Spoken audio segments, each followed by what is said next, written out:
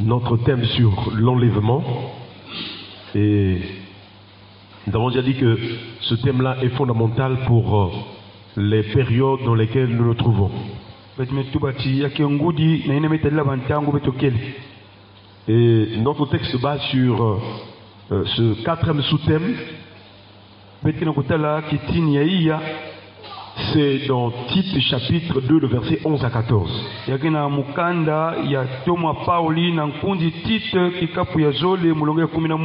sommes en train de voir comment est-ce que la grâce de Dieu est en train de nous préparer pour, ou bien était venue pour nous préparer pour l'enlèvement. Il y a beaucoup d'erreurs sur la manière de considérer la grâce. Beaucoup pensent que la grâce est venu pour nous libérer du péché, c'est vrai, mais aussi nous laisser libre cours, ou bien de nous laisser de faire tout ce que nous pouvons faire.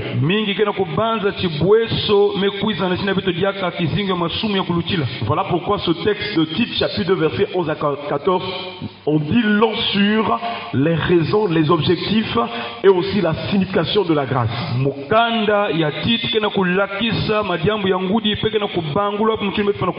Dans la première partie de ce texte, nous sommes en train de voir. Il est écrit, car la grâce de Dieu, source de salut pour tous les hommes, a été manifestée. Nous sommes encore dans cette partie-là. Car la grâce de Dieu, source de salut pour tous les hommes, a été manifestée. Nous voyons donc dans la grâce de Dieu, c'est la source pour le salut. La grâce est venue pour nous apporter le salut. Et Paul aux Éphésiens nous rappelle cela. Vous êtes sauvés par grâce, au moyen de la foi. Et si quelqu'un croit en Jésus, croit que Jésus est le Sauveur, croit que Jésus est venu mourir pour ses offenses et péchés, croit que Jésus a pris sa place à la croix, cette personne entre dans le salut. Cette personne reçoit la justification de son âme gratuitement. Parce que c'est au travers de cette œuvre de Jésus-Christ à la croix que nous avons été justifiés gratuitement.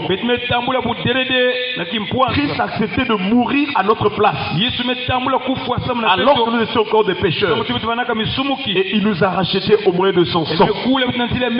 Est-ce qu'on peut acclamer le Seigneur? La grâce est venue donc par Jésus-Christ. Et la première des choses, arrêtez de lire. La grâce pour le salut de l'âme vient de Jésus. C'est vrai qu'il y a une autre grâce que tout le monde peut recevoir. Parce que Dieu a dit, je fais grâce à qui je fais grâce, et miséricorde à qui je fais miséricorde. Païen comme croyant, on peut avoir le mariage, on peut trouver de l'argent, on peut être riche sur cette terre.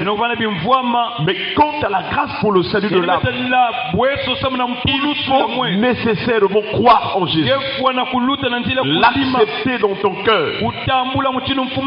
Voilà pourquoi le Seigneur dit, car Dieu a tant aimé le monde qu'il a donné son Fils unique, afin que quiconque croit en lui ne périsse point, mais qu'il ait la vie éternelle. La première des choses, c'est que la grâce est venue par Jésus-Christ. La deuxième chose, la grâce est venue pour nous justifier gratuitement, nous rendre justes et saints devant Dieu. C'est pas tous ceux qui ont reçu Jésus de tout leur cœur, qui ont laissé Jésus régner et vivre dans leur cœur.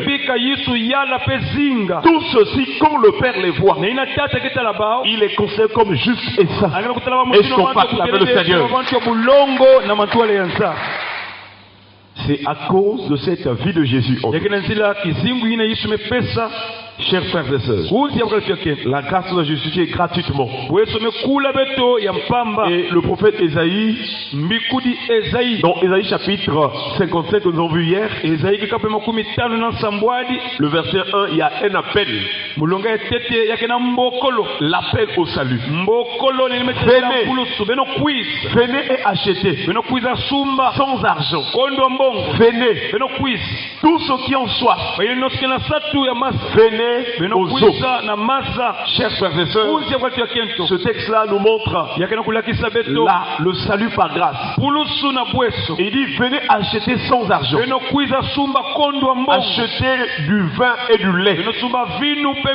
C'est ce que nous avons vu hier. Le vin, c'est l'image de l'œuvre de Christ qui est mort à la croix. J'allais dire précisément le sang de Jésus qui nous a racheté du péché et de toute iniquité.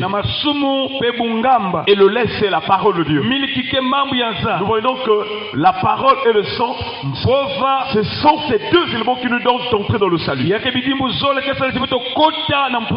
Or, sans la foi, il est impossible d'être agréable. Car il faut que celui qui s'approche de Dieu croit que Dieu existe. Car il faut que celui qui s'approche de Dieu. La foi vient de ce qu'on entend. Et ce qu'on entend vient de la parole de Christ. Quand on accepte cette parole crée en nous la foi. Et dans cette foi, nous avons deux connaissances. Lorsqu'une personne croit à la parole apporte la connaissance dans la vie de cette âme. Et la connaissance d'abord de sa nature de péché. La personne reconnaît qu'elle est pécheresse. Et dans cette condition de péché, elle est vouée à aller en enfer, à la condamnation. La deuxième connaissance, c'est de savoir qu'il y a un sauveur. C'est vrai que je suis pécheur. C'est vrai que je suis destiné pour aller en enfer. Mais il y a un sauveur qui est venu dans ce monde pour sauver les âmes perdues. Est-ce qu'on peut acclamer le Seigneur? Et tous ceux qui croient, on les appelle dans la Bible les fils d'Abraham. Lorsque Jésus est rentré dans la maison de Zachée, après que Zachée ait ouvert son cœur, après qu'il s'est répandu, après qu'il a accepté de faire la restitution, chers frères et sœurs, Jésus a dit aujourd'hui, le salut est rentré dans cette maison.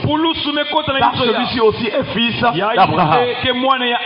Car le Fils de l'homme est venu pour chercher et sauver ceux qui sont perdus. Oui, chers frères et sœurs, la grâce est venue pour nous chercher parce que nous étions perdus. Mais alors il faut avoir la soif. Voilà pourquoi nous voyons encore toujours ce matin dans notre sous-thème 5 toujours la grâce suite. Dans Matthieu chapitre 5 verset 6. Il est écrit, Jésus a commencé son ministère, il est en train d'enseigner sur le royaume. Il dit, heureux ceux qui enfin aient soif de la justice, car ils seront rassasiés. Est-ce qu'on peut acclamer le Seigneur? Ce n'est pas tous ceux qui viennent prier, qui vont dans l'église, qui sont réellement ceux-là qui sont sauvés, qui vont être sauvés. Mais c'est ceux-là qui ont faim et soif de la justice. La justice de Dieu passe par le besoin du salut. C'est-à-dire ce qui est juste devant Dieu, c'est qu'on accepte le salut en Jésus. Nous sommes dans une période, dans une génération où les gens se moquent du nom de Jésus. Les mêmes démons qui avaient poussé les gens à insulter Jésus quand il était sur la croix, ces démons-là sont répandus.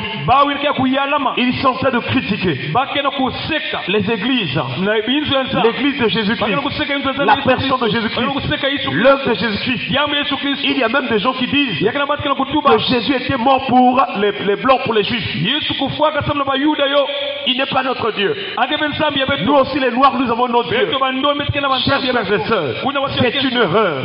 Car Jésus était mort pour toute l'humanité. Et en Dieu, il n'y a pas de race privilégiée. Non. Il est le Dieu de toute chair. Il est le Dieu de tous les esprits. Dans les cieux, sur la terre, sous la terre. Car c'est lui qui a créé toutes choses. Quand Dieu a créé le monde, il n'y avait pas de noirs, il n'y avait pas de blancs. Quand il a commencé avec Adam et Ève, et dans la suite, il y a eu des générations. Il est le Dieu de tout le monde. Jusque dans Genèse chapitre 10 et 11, la Bible déclare toute la terre avait une seule culture. Et tous les hommes parlaient une seule langue. Chers frères et sœurs, c'est le même Dieu. Il ne change pas. Chers frères et sœurs, nous devons nous donner à lui.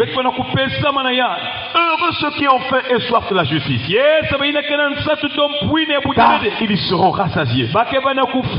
La soif de la justice, c'est éprouver le besoin de salut et croire en celui que Dieu a envoyé, la personne de Jésus-Christ de Nazareth, qui est notre Seigneur, notre Sauveur personnel. Avoir faim et soif de la justice, c'est ouvrir son cœur. Dans Apocalypse chapitre 3 verset 20, Jésus a dit: voici, je me tiens à la porte et je frappe. Si quelqu'un entend ma voix et ouvre la porte, j'entrerai chez lui, je souperai avec lui, lui avec moi. Jésus est en train de frapper, c'est-à-dire qu'il est en train de parler à travers les sons, à travers les visions, à travers les sons, à travers les situations. Jésus est en train de parler, il est en train de frapper, il est en train de parler à ton cœur à travers les médias, les émissions, sur les chants de Dieu. Est-ce que ton cœur a accepté de s'ouvrir à Jésus? Est-ce que dans ta volonté tu as accepté de donner au Seigneur? Est-ce que ta volonté s'est pliée à la volonté de Jésus? C'est ça, chers frères et sœurs, la faim et la soif de la justice. C'est aussi accepter de se faire baptiser. Car lorsque Jésus a quitté la Galilée, il est arrivé dans les eaux du Jourdain. Jean-Baptiste était en train de baptiser. Jean était un prophète. C'est lui qui connaissait le signe que celui-ci est l'agneau de Dieu. Et quand il a vu Jésus venir pour se faire baptiser, la Bible déclare il lui résistait. Il dit: c'est moi qui ai besoin d'être baptisé par toi, et c'est toi qui viens à moi. Mais Jésus dit à Jean-Baptiste: laisse faire maintenant, car il est convenable que nous accomplissions ainsi tout ce qui est juste. Est-ce qu'on peut acclamer le Seigneur? Ce texte montre qu'une personne qui accepte de se faire baptiser pratique la justice de Dieu, fait la volonté de Dieu. Jésus a dit: venez à moi, vous tous qui êtes fatigués et chargés, je vous donnerai du repos. Prenez mon joug sur vous et recevez mes instructions, car je suis doux et humble de cœur. Il y a donc un appel au salut. Jésus veut que ton âme soit sauvée. Il est venu se sacrifier, se donner à la croix pour le salut de ton âme. Le diable peut t'attaquer dans la chair, mais si ton âme est sauvée, personne ne pourra détruire ton âme. Si ton âme est sauvée, tu n'iras plus en enfer.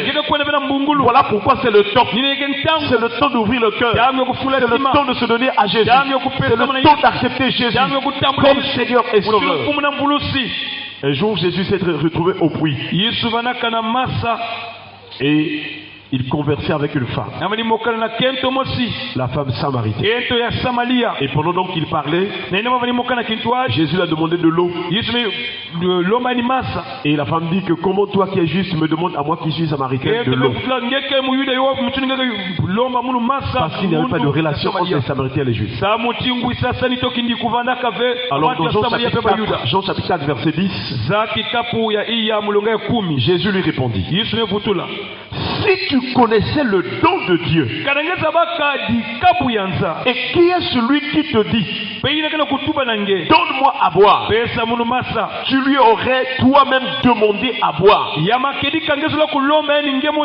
et il t'aurait donné de l'eau vive. Est-ce qu'on peut acclamer le Seigneur? Là, Jésus se présente comme la source d'eau vive. Hors du temps de Jérémie, pendant que Dieu reprochait le peuple, Dieu s'est présenté comme l'eau vive. Dans Jérémie chapitre 2 verset 13, le Seigneur dit ceci: car mon peuple m'a abandonné, car mon peuple a commis un double péché. Ils ont abandonné moi qui suis une source d'eau vive. Chers frères et sœurs, la source d'eau vive, c'est la personne de Jésus-Christ. Si tu l'acceptes, il va étancher sa soif. Si tu l'acceptes, il va combler ce besoin de ton âme. Lorsque nous voyons des gens aller de féticheur en féticheur, de marabout en marabout, pour chercher la solution, pour chercher la protection, en fait, ces personnes-là ont besoin du salut, de leur âme, mais ils n'ont pas encore trouvé un bon endroit. Elles sont encore aveuglées. Voilà pourquoi elles vont dans ces milieux-là. Mais quand une âme rencontre la personne de Jésus, qui est l'auteur, qui est le salut, cette personne, son âme sera en paix, parce que Jésus est la paix. Jésus est le prince de paix. C'est lui qui apaise tout de notre cœur. Ici, la paix, c'est l'image de la consolation. Chers frères et sœurs, la Bible déclare dans 1 Corinthiens chapitre 10, le verset 4, la Bible déclare ceci: et qu'ils ont bu le même breuvage spirituel, car ils buvaient à un rocher spirituel qui les suivait, et ce rocher était Christ. Est-ce qu'on peut acclamer le Seigneur? Voilà pourquoi nous disons que dans toute la Bible, il n'y a qu'une seule personne. C'est la personne de Jésus. Donc le rocher qui donnait de l'eau à Israël pendant leur parcours dans le désert, la révélation nous montre que ces rochers, c'est Christ. Il y a donc une relation entre la source d'eau et l'eau, entre le rocher et l'eau. La source, c'est la personne de Jésus. Le rocher, c'est la personne de Jésus. C'est le fondement. Et l'eau qu'il donne, c'est la personne et l'œuvre du Saint-Esprit. Est-ce qu'on peut acclamer le Seigneur? Et le Seigneur dit, si quelqu'un croit à ces paroles que je dis, il dit, des fleuves d'eau vive couleront de son sein. Si tu crois en Jésus, tu reçois l'Esprit du Seigneur. Et c'est l'Esprit de Dieu qui va maintenant conduire ta vie, qui va étancher ta soif, qui va opérer des miracles, des signes, des prodiges. Et non seulement ça, l'Esprit de Dieu va encore préparer ton âme pour l'enlèvement. Chers frères et sœurs, voilà pourquoi Paul a prêché. Il a enseigné aux Galates. Il a marché selon l'Esprit, et vous n'accomplirez pas les désirs de la chair. Ce n'est que par le Saint-Esprit que nous pouvons maintenant vaincre, dominer sur la puissance du péché, et aussi marcher d'une manière droite et juste devant notre Dieu. Chers frères et sœurs, donnons-nous au Saint-Esprit. Laissons que le Saint-Esprit nous anime. Voilà donc ce à quoi la grâce nous apporte. Et que nous prions le Seigneur, que le Seigneur nous donne de s'ouvrir à lui, que nous puissions ouvrir notre cœur, que nous puissions éprouver la soif de la justice, la faim et la soif de la justice, afin que nous rencontrions le Seigneur et qu'ainsi nous soyons sauvés et que nous soyons préparés pour l'enlèvement. Baissons les têtes dans la prière.